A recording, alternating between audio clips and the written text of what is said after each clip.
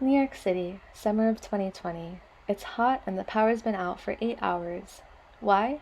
Because a tropical storm just hit and New York's investor-owned or privately owned energy company Con Edison was trying to fix their grid. But this wasn't the first time a blackout had happened. Grid issues caused blackouts the previous summer as well. Con Edison had to prevent their grid from tripping by choosing certain neighborhoods to face energy shutoffs till they could reset the grid.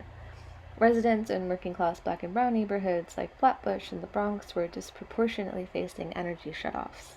People's food and medication was getting spoiled, their at-home health equipment couldn't be plugged in, all while Con Edison was charging the second highest utility rates in the country.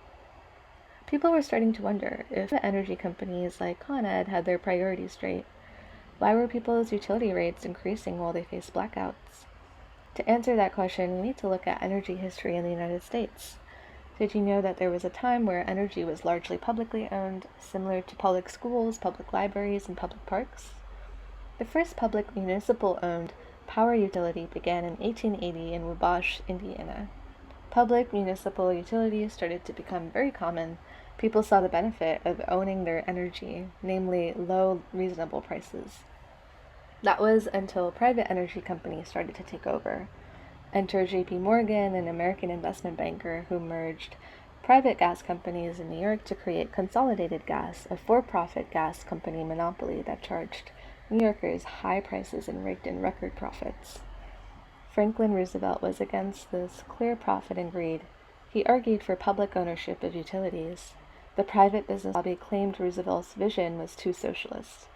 Yet FDR was able to make major advances for public power. He created the Tennessee Valley Authority, the TVA, during the New Deal era because he felt economic relief and job opportunities were much needed. The TVA was the largest hydropower utility with the goal of flood control and reforestation. Removing the profit incentive allowed for new priorities and needs to be valued. Unfortunately, after the FDR era, energy began to become privately owned, and the issues of the J.P. Morgan era had clearly not changed, just had a slightly different name. Consolidated Gas is now Con Edison. Today, the call for public power has resurfaced. Eco-socialist organizers and the Democratic Socialists of America, or the DSA, the largest socialist organization in the country, argue that now more than ever we need public democratic ownership of our energy to address economic and environmental issues. Clearly, private ownership of utilities was not working for people's needs, but rather against them. As the climate crisis worsens and fossil fuels poison the air and water, there is an overwhelming consensus that we need to transition our energy to include more wind and solar as soon as possible. But do we need to be more specific about how to get there? Can we rely on private companies to be the ones to change their grid and build renewable energy fast? DSA organizers were able to organize for and pass the Build Public Renewables Act in 2023. The BPR is a multi-layered bill that mandates New York State to build publicly owned renewable energy projects while shutting down harmful gas peaker plants and reducing utility rates for marginalized communities. How did they win popular support for public power?